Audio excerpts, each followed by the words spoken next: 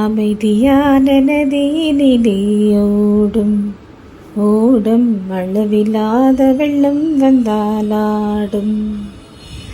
அமைதியான நதியினிலே ஓடும் ஓடும் அளவில்லாத வெள்ளம் வந்தாலாடும். காற்றினிலும் மழையினிலும் கலங்க வைக்கும் இடையினிலும், காற்றினிலும் மழையினிலும் கலங்க வைக்கும் இடையினிலும், கரையினிலே ஒதுங்கி நின்றால் வாழும். ஹோய் ஹோய் அமைதியான நதியினிலே ஓடும் ஓடும் அளவில்லாத வெள்ளம் வந்தாலாடும். தென்னை இளங்கீற்றினிலே தாலாட்டும் தென்றல் இது, தென்னை இளங்கீற்றினிலே தாலாட்டும் தென்றல் இது, தென்னந்தனை சாய்த்து விடும் புயலாக மாறியதும், தென்னை தனை சாய்த்து விடும் புயலாக வரும் பொழுது, அமைதியான நதியினிலே ஓடும் ஓடும் அளவில்லாத வெள்ளம் வந்தாலாடும்.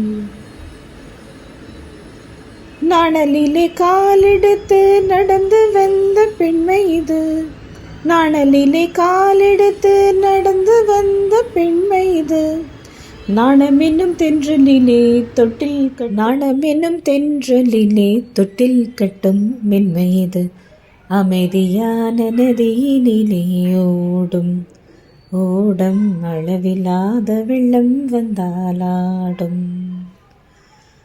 அந்தியில் மயங்கி விழும் காலையில் தெளிந்து விடும், மந்தியிலே மயங்கி விழும் காலையில் தெளிந்து விடும், அன்பு மொழி கேட்டு விட்டால் துன்ப நிலை மாறிவிடும், அன்பு மொழி கேட்டு விட்டால் துன்ப நிலை மாறிவிடும்.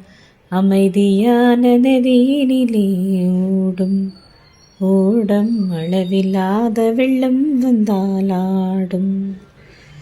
காற்றினிலும் மழையினிலும் கலங்க வைக்கும் இடையினிலும், கரையினிலே ஒதுங்கி நின்றால் வாழும்.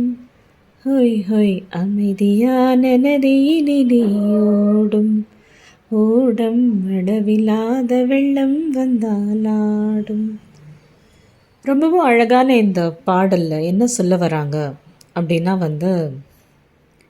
வாழ்க்கையில் என்ன வேணால் பிரச்சனை வரலாம், அமைதியற்ற சூழ்நிலை வரலாம், கஷ்டங்கள் வரலாம், துன்பங்கள் வரலாம், துயரங்கள் வரலாம், பயங்கள் வரலாம். திடீர்னு காதலிக்கும் பொழுது இந்த காதல் சக்ஸஸ்ஃபுல்லாக தான் போய் முடியுமா அப்படின்ற ஒரு ஏகப்பட்ட கன்ஃபியூஷன் வரலாம். ஒரு புரியாத நிலை, மனது ஒரு பயத்தால் பீடிக்கப்பட்ட நிலை, அந்த நிலையில் இருக்கும் பொழுதும் அந்த மனசுக்கு என்ன தேவை? ஒரு கரை, அதோட ஃபோக்கஸ் இருக்கணும். அந்த கரை நம்ம இறைன்னு சொல்லலாம், இறையாண்மை சொல்லலாம், இல்லை காதலர் மீது இருக்கும் நம்பிக்கை, நம்ம மீது இருக்கும் நம்பிக்கை, நம்ம மனசாட்சி மீது இருக்கும் நம்பிக்கை, இயற்கை மீது இருக்கும் நம்பிக்கை, ஏதாவது ஒரு நம்பிக்கை வைத்து நம்ம அந்த வாழ்க்கையை கடந்து செல்ல வேண்டும். ஆற்றங்கரை ஓரத்தில் நாணல் அப்படின்ற ஒரு புல் வகை எல்லாத்தையும் தாண்டி நிற்குது.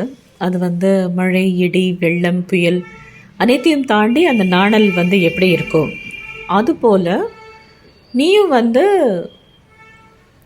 அந்த நாணல் போல் ஸ்ட்ராங்காக இருக்கணும் அப்படிங்கிறது தலைவரோட அந்த எக்ஸ்பெக்டேஷன். அவங்களும் சொல்கிறாங்க அந்த நாணல் அதோட பெண்மை, அந்த மென்மைக்கான நாணல், அந்த நாணம் என்கிற பண்பு, சிறந்த பண்பு அது பெண்மையின் மிக ஒரு முக்கியமான பண்பு. அதாவது நாணம் எப்பொழுது இருக்கும்பொழுது அது கற்பு, அந்த உயரிய பண்புகள், அந்த பெண்மைக்கான இது நேச்சுரலாக நாணம் இருக்கும். ஒரு பெண்ணுக்கு இதெல்லாம் இருக்கும் பொழுது நாணம் இருக்கும்.